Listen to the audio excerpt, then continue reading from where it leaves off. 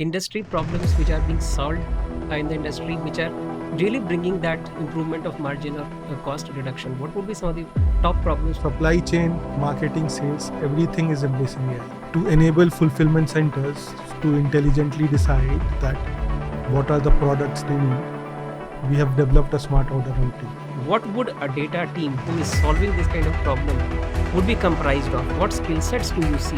What tech stack do you see? A typical tech stack which is making life of data engineers easier also, but is also solving the problem in the end. Data and technology is an enabler. So in an ideal team, there should be someone who understands business, who understands what is the success criteria of whatever you are writing. As people say that AI is going to replace people, I do not believe that.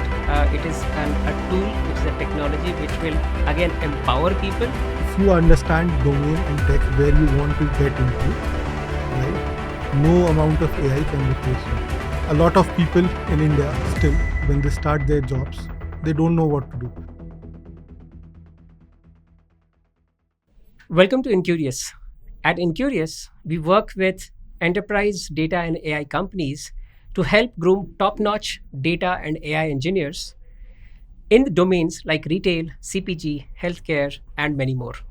Our goal is to work deeply with industry subject matter experts and explore problems and build learning experiences which can help any new learner to pick up not just technical skills like SQL, Python, Spark, Databricks, Snowflake, but also understanding and solving of domain problems like in supply chain management, in inventory management, and marketing analytics, and many more.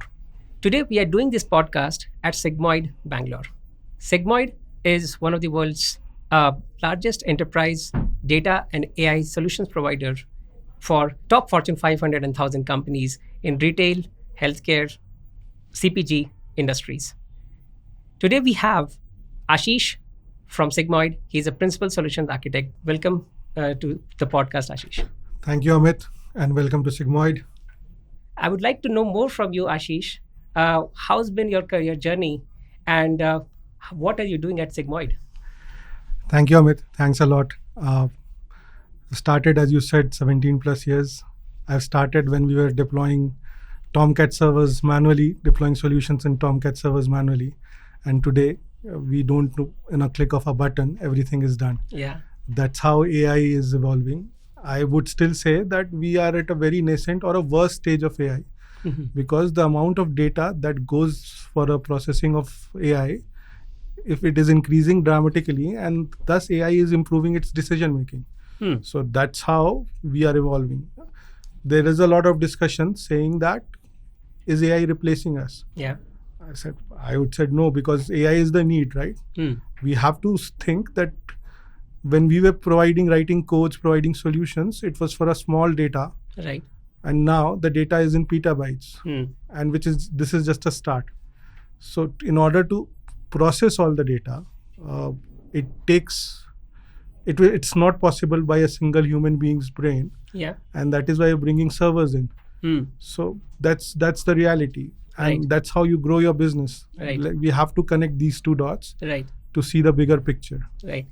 So if I delve a little bit deeper into your career path, I started as a software engineer, and that's how we started way back in 2007-8, and where the IT industry was at boom. And I remember around 2008-9, analytics was at a nascent stage, and it was evolving, and we heard a lot about Mu Sigma. Then we heard about, say, fractal analytics. And then we heard a gamut of organizations who were trying to solve these problems in this new domain and through this new set of tools in analytics. And then we called it data engineering, we called it data science, we called it predictive modeling. So I wanted to know more about how Sigmoid started and how Sigmoid fits into this entire picture of wider gamut of analytics and AI. Yeah, it's a vast plus, but I will try to sum it up in 2 to 3 lines. Basically, we are data and AI solutions company. For any engineering, analytics, AI, data strategy, we provide consulting as well as services. Understood. So, and CPG being the biggest market, uh, I'm pretty sure that it is a lot of CPG industries are still untouched for consulting and strategy and data.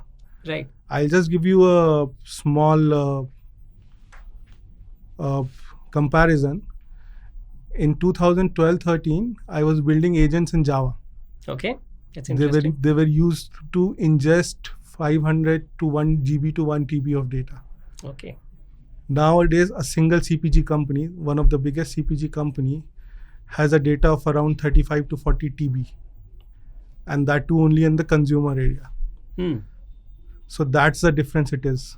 Now, you add Java servers or you add computational servers, right? Whose job is just to compute on what was instructed. Correct.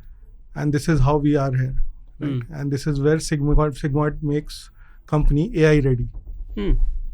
So when you say AI ready, right? Again, it's a very umbrella term. Any company and every company out there wants to be AI ready. You talk about Fortune 500, Fortune 1000 firms. Each one of them have the budget.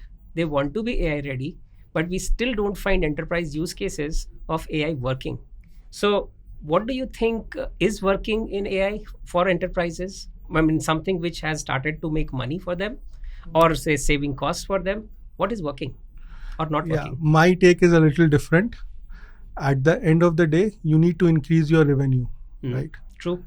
How do you increase your revenue and how do you grow your organization? Either you increase your territory, the region where you have selling, or you optimize and operationally effective, make people of your organization and the processes of your organization operationally effective. Right. Sigmoid helps in both. Okay. I'll give you a small assignment that we did for a very large company. It was called as last mile reach or last mile optimization. There's a product X, right? If you want to sell it in India, so let's talk about real use case. There's a product for female health cases, right? If you want it to reach pan India, no product of female health has reached pan India. The rural of India is still lacking all the products that we readily get in Bangalore and Delhi and everywhere. Right? How do we solve this problem? Supply chain comes to the core, right? And then how do we solve operational problems? That is where, imagine we have lots of tools today to understand how to reach a destination A, right? 20 years back, these tools were limited. Can't we leverage that data and make a decision how to reach there? Absolutely yes. And people are doing that. That is where we are growing as an organization, as a company, as a primary sales organization, and that is where we are excelling, right? Understood. So you talked about technology being the prime driver of growth of an organization. So whenever an organization is tech enabled, right? So they are able to solve a lot of problems at scale with high accuracy, with less and less errors, improving, say, either margins, right, or say reducing costs. So, but there are many domains out there, right? And you started your career as an engineer. Mostly you were dealing with, as you mentioned, Topcat servers and code and so many things. So as a developer, I could never see the picture on the business side. And today I feel threatened that AI is coming for my job. AI is kind of is writing code better than me, and it is writing it faster than me. So as an engineer, I feel threatened that will I ever continue? What additional should I as a problem solver should pick up? And you talked about domain. You talked about supply chain management. I see it as one of the domain which is so versatile. I think I can go back to my MBA classes, and we used to hear about economic order quantity, bullwhip effect, and so many of these concepts. And I found it very interesting. I did my college fourth year project in reverse logistics. And that reverse logistics today is, I think, the way the return happens. Chargebacks and returns are the reverse logistics. So what is it about supply chain which makes it so unique? And why do you recommend somebody that build domain expertise rather than just being a heavy techie? Yeah, it's a very interesting topic. a lot of people in India still, when they start their jobs, they don't know what to do. It was the same for me, to be very honest. Right. I was writing hundreds and hundreds and thousands lines of code, but how it is impacting the business, I had absolutely no clue. I would always say that technology, embracing technology, is an enabler for business. Yeah. Right? When you enable business to do right things, obviously the business grows. And then business demands more from technology that, okay, this is what we have achieved. Now how we can achieve more. It's like 500 years ago, our forefathers used to say that if you have to earn money, right, you have to think a way of selling it. Correct. Tech just enables business people, right, to find a way to sell it. Correct. Right? If you have a wide, there are CPG organizations who are like 15 billion, 40 billion, 50 billion, 100 billion organizations. Right. Right. How can they maintain their sales throughout, and what's the network they use? That is where supply chain is the master. Right? Without that, no organization can become a 50 billion, 15 billion, 100 billion organization. So, could you dig a little bit deeper into some of the specific problems, industry problems, which are being solved in the industry, which are really bringing that improvement of margin or cost reduction? What would be some of the top problems would you like to talk about? Yeah, many problems. Supply chain, marketing, sales, everything is embracing AI. Okay. Many problems are there, which was like an operational hazard for a bigger organizations. We can talk about smart order routing, right? Okay. To enable fulfillment centers to intelligently decide that what are the products they need, we have developed a smart order routing. Right. Right. We have warehouse, we have fulfillment centers, we have stocks in warehouse, we have stocks on road, which is reaching a warehouse or fulfillment centers. Right. But if we have demand for X, Y, Z stocks, now how many numbers of those stocks or units of those stocks are needed? Right. By the sales, by seasonality, all these. So it's all about data. It's a data strategy. If you consider in all the factors, right? Imagine when AI, although people say that AI is a recently born, I always feel that AI was there from long time. Right? First LLMs were written in 1960s. Okay. Yeah. So, and then the research on neural networks was done a long back, and it's still evolving. Right. I think the bottleneck was always the infrastructure. It was the infrastructure. Algorithm was always there. The bottleneck was always the data. Right. True. If you're selling your product only at 3 stores, right? That's a local store. You have a very limited data in your hand. True. For those 3 stores, you can take decisions on yourself. Right. But if those 3 becomes 300 or 300,000 or 3 million, right, how can you make the decision with your single processing brain? Brain is very, very, very strong. Don't get me wrong on it. Correct. But the data today is growing exponentially. Right. You need servers to write from in which you can write logics, which can process your thought process.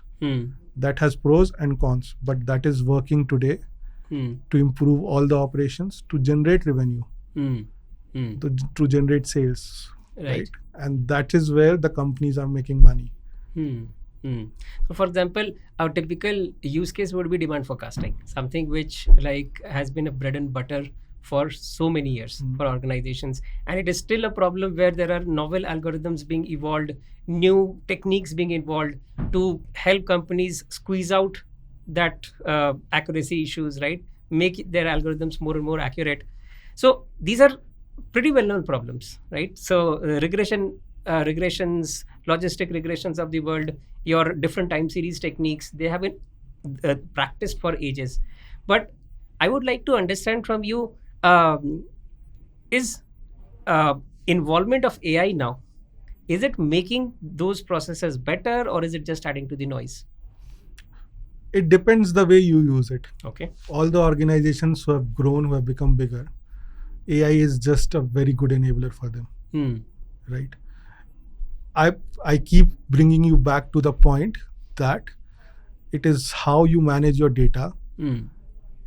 It directly results, it's directly proportional to how efficient AI is with you.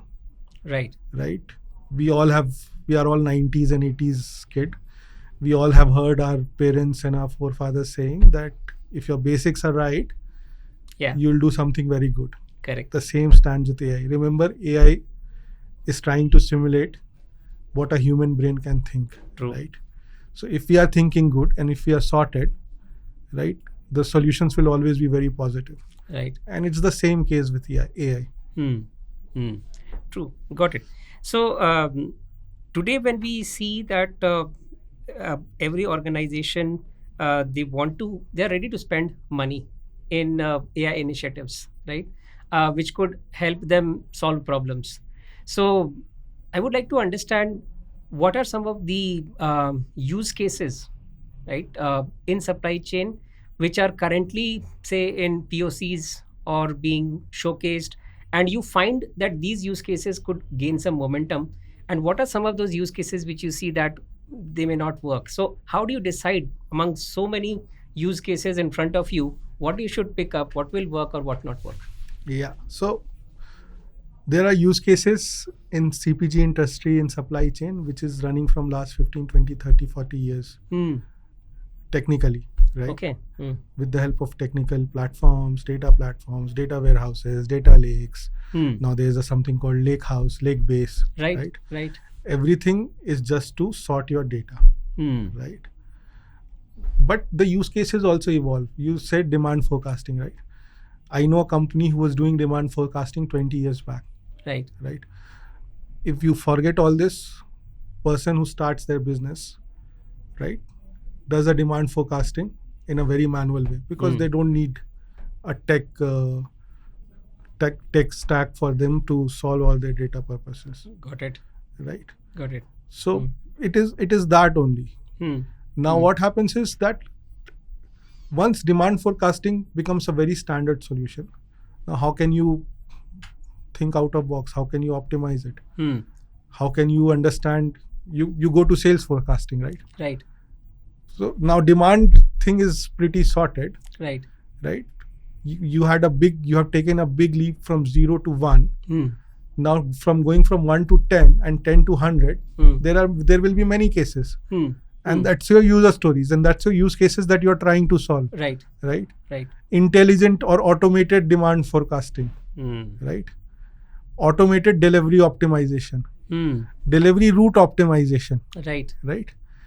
Now, and it's a very simple and very good example. Correct. If you had to send a product from A to B earlier, you had to make sure your logistics, your vehicles, all your papers, everything is done and you used to send. Correct. And there's someone who's like very wise used to say that today I think it will rain, so you have to be sure. Can we use the tools to know that today? And we are using the tools to know that. Yes. Can we decide timings when to send our products and delivery so that less fuel is consumed? Right. So these are the very advanced ways. And how do you understand that? In your lake house or in your, I call it an intelligent platform, you have the data that says that from last 3 years, if we are sending shipment from A to B, it's taking X amount of time. Right. But if the time is tweaked a little bit, it takes X minus 1 amount of time. Right. Is it a saving? Of course it is. It is. And that is how your large language models work. It processes all your data. Right. So earlier what we used to do is we used via software codes or via data engineering, Python, SQL codes that you were saying, we used to instruct what needs to be done. Correct. Now we are telling that LLM will teach you what can be done based on all the scenarios that you have covered in your databases or data warehouses or data lakes. This is the difference. So someone else is taking decisions, and we are just enabling them. Now it may look scary also because you're not taking the decisions. Yes. But is the decisions at scale really your forte? Right. Earlier, there was a team of 15 who used to decide geographically, regionally, BU wise what needs to be done. Right. Can we do it via AI? Yes, we can do it. But that does not mean that the regions, the BUs go away. They are still there. Right. And you are the guiding light to tell AI that what needs to be done via your data, via your decisions, right? So what it appears that for an organization to be AI ready, they need to be first data ready, Yes. right? And that's the hard part. That's the very hard part. So And that's where Sigmoid is very involved into, understandable. to make sure that the companies are data ready. Their data strategy is ready. So Their data solutions are in place. Right. So how would you say now, since you are an architect here and you are helping architect solutions, right? Yeah. And every problem is different, right? In the given context of that organization, in the given the what maturity level that organization is, the same problem could have a different flavor. So can you reflect a bit on what would a data team, right, who is solving this kind of problem would be comprised of? What skill sets do you see? What tech stack do you see? A typical tech stack which is making life of data engineers easier also, but is also solving the problem in the end. So how does this composition of a data team today looks like to solve these kind of enterprise grade problems? Yeah. See, as I said before, data and technology is an enabler, right? Yeah. So in an ideal team, there should be someone who understands business, who understand what is the success criteria of whatever you're writing, and there should be a data engineer or a techie who understands what needs to be written in order to achieve that success, right? Unless you don't get this balance right, your ideal team is not up to date, I would say. Right. And that is where their concept called data stewards, data product managers, data owners, because they will tell you the right data at the right place, which needs to be, in technical world we say, harmonized, processed, transformed. Yeah. I'll give you one more example. Every day we go to stores and supermarkets to buy some products or the other. Right. They just scan the UPC or a barcode and they give us a receipt, and we take it, pay the money via card or something, and we come back.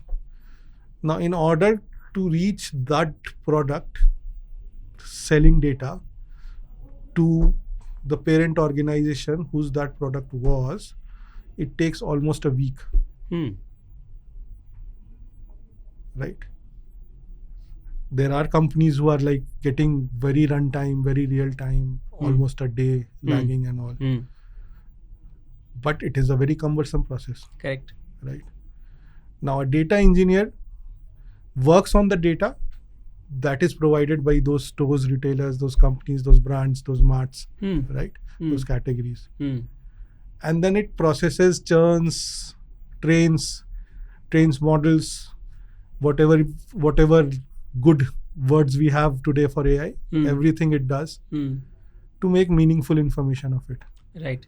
Now, the strategic shift, what has taken place is, earlier we used to understand, analyze data, and then do the decision making. Right. Now we are saying that we have a tool, we have AI to do the decision making. We have to just expose AI to the right set of data.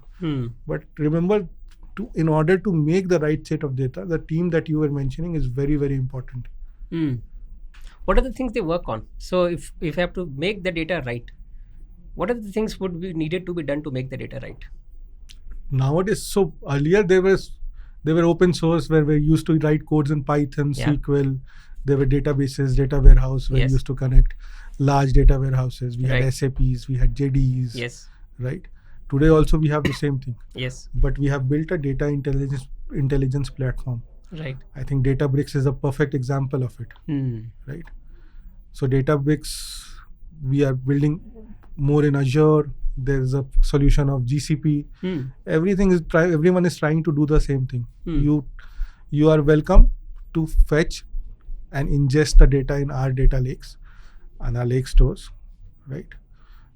Anyways, it's structured, unstructured. Nowadays, generative AI is like the buzzword for unstructured data. All the images, binaries, text, everything. Yes. Right? But these lake houses are the examples of telling that how life has become easy. Right? Or if all the data from SAP has come to a lake house in Databricks or whatever platform it is, so now what you have to do is you have to process that data. You have to understand that data, make it a business friendly data, right? I am a techie. I can understand what a raw data is. Right. But a business person cannot understand. Correct. Right. They would want to know their sales by categories. They Yes. would want to know how is our factory A performing, Right. and how is our factory B performing. Hmm. What's the margin of the product that we are selling. Right. True. So we have to, out of the data that we are getting from markets, right, they would also want to know how is the consumer satisfaction, right? Yeah. CSAT. CSAT, right? So all these transformations are done by a data engineer, Right. right? And now data engineers are increasingly using AI, training models, training data to understand and to validate their understanding of what they are doing, right? Understood. So, at this point, I would like to draw your attention to a new role which is evolving in the market, and people are popularly calling it as AI engineer, right? So, as you said, like data engineers would be needing to build models, but data engineers are different from say data scientists or an ML engineer, whose career is more about knowing those algorithms properly, maybe optimize them. Data engineers to me appear more like consumers of those algorithms. And if we say that a data engineer has to do this also, aren't we say kind of diffusing the depth of the career of a data engineer? I'm saying data engineer can do everything, or should data engineer do everything? So do you see that role kind of getting diffused, or do you see other roles coming in? No, so these are all very data centric roles, right? Yeah. If you mentioned data scientists apply a lot of algorithms, Yeah. understand the data, the patterns, the sequences, right? And they give their analysis, they give their results, and at the end of the day, a data engineer makes a framework, consumes and processes it, right? So it's a collaboration. Right. Now the question is, if the data engineer can do their job, I don't think so. It's a data scientist job. But data engineer, because anywhere where there is a structuring or processing or transforming or automating the data, right, I think data engineer comes there, right? You see any industry, data scientists will be few bunch of people, because they will be generating strategies, they will be enabling business to tell that what needs to be done, right? But data engineers will be the platform owners. True. They will help data scientists productionize their data in our technical world, right, so that everyone knows what data scientists have done, right? True. So there is a line, although not very thick, right, but there is a line between what data engineer should do and what data scientist should do, what an AI engineer should do, right? There is an increasingly trend of a course called prompt engineering, right? Prompt engineering for me is to enable today's people, students, young engineers, to know how to use AI, to know what to search in data, right? To know what are the keywords, to know which line of thought you should go into, right? Again, the value of data here is that the data has grown so much that you have to now include a course called prompt engineering to say that this is how you search a data, right? Got it. So this is, for me, this is very exciting. Right.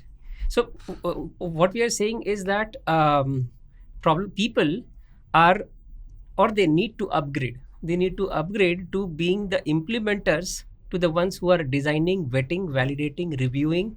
So I would be writing lesser code, but I'll be responsible for the outcome. Hence, I have to review that code. Yeah, it will increase your end-to-end visibility. Yes. Right?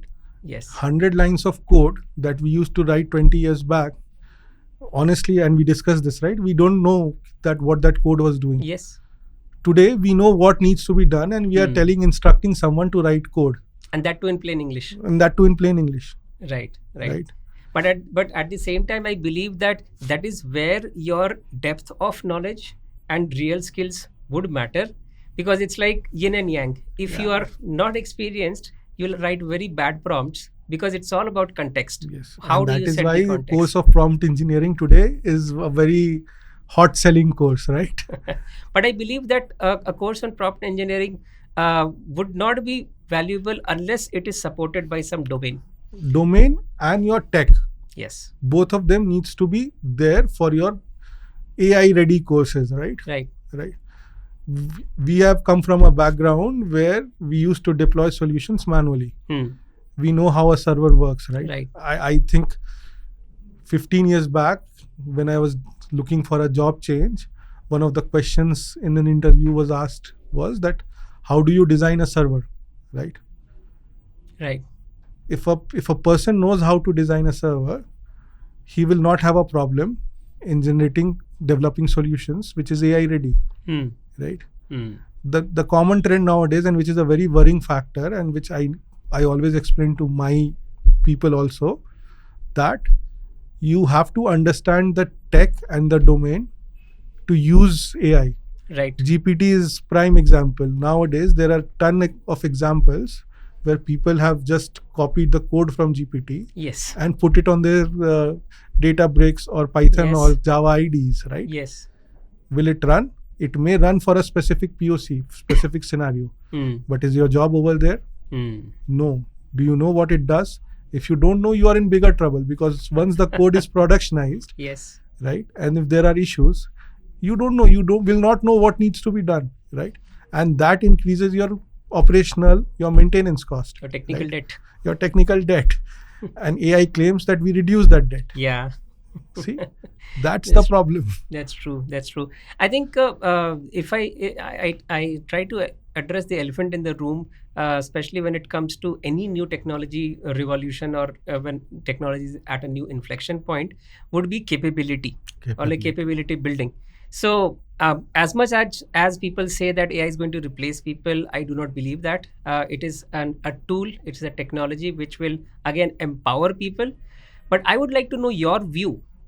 Today's new entrant in the industry, or especially in the world of analytics and AI, a new engineer, a fresh graduate out of college, how should that person embrace AI or use AI and also be safe from the dangers of AI and still be able to add value to Sigmoid? You have to understand tech and domain.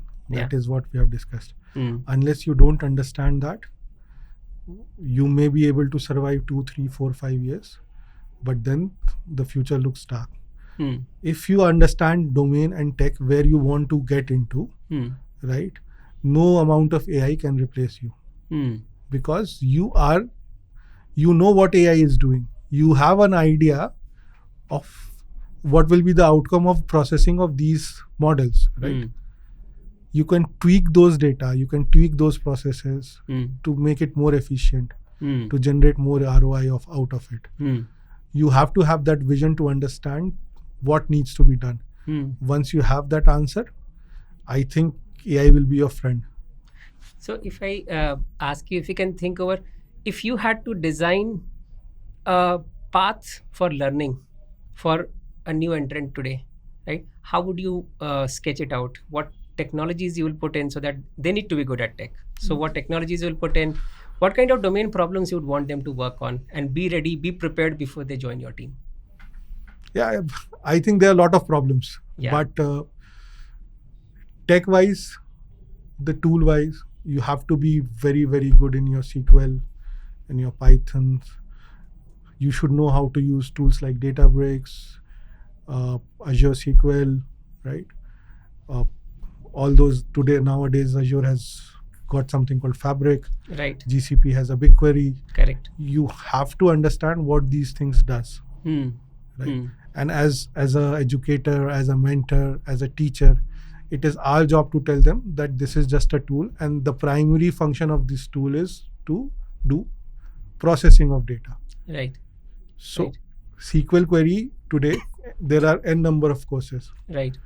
But how you use SQL query is something that teachers need to teach them, right? And how important is data for those SQL query. Correct. Right. Correct. I often keep telling people that 100 Sigmoid when I joined was a 200 org people. Now it is 1,000 plus, right? People used to know each other by name, right? That this is Ashish, this is X, this is Y, right? Now No, even when I come to the office, there are new faces daily. Right. Right. It is simply not possible to understand. Correct. So someone in the operations, in the other areas, needs to tell us that okay, these guys have joined. These guys have these are working on this area. Correct. And then we know what needs to be done. Yes. Right. Yes. Yes. There's a hiring team. Right. Right.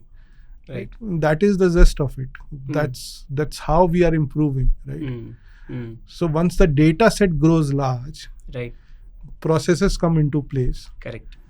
Automation starts coming into place, and then slowly AI will start coming into place. Right? And that's how you evolve in that's your how skills. we evolve.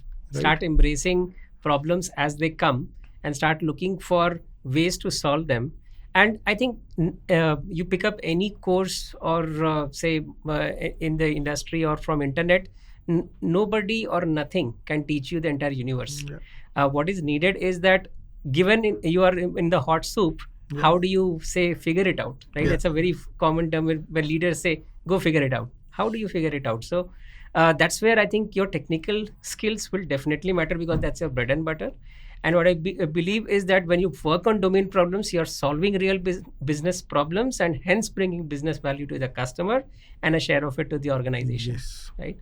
So Ashish, it was an amazing conversation with you to know about your journey as an engineer who grew into a domain expert and now who's architecting solutions. So one thing which I learned from your career journey and your contribution at Sigmoid is learning is a lifelong journey. If you are in knowledge industry, you have to learn every day. Tech is evolving so fast that you learn something today and tomorrow it might become irrelevant. Yes. So you have to be ready for that. Yes. And for the viewers, as you see that learning any technology is not useful unless you plug it or club it with a domain problem, whether it is from supply chain, whether it is retail, CPG problem, or anything. And at Enqurious Academy, we have launched a collection of skill paths, scenarios, masterclasses, projects, which are designed on the kind of problems what Ashish mentioned. And the idea is that when you solve those problems, you just don't code like AI. You are understanding why something is being done, architecting the solution, using different tools, learning on the go, using labs to do things, putting effort, and ultimately burning those knowledge into your brain. And that's how real learning happens. So driven by inquiry and curiosity is what Enqurious is all about. Always a pleasure to talk to you, Amit, and all the best for your academia. Thank you, Ashish. Thanks for your time. Yeah.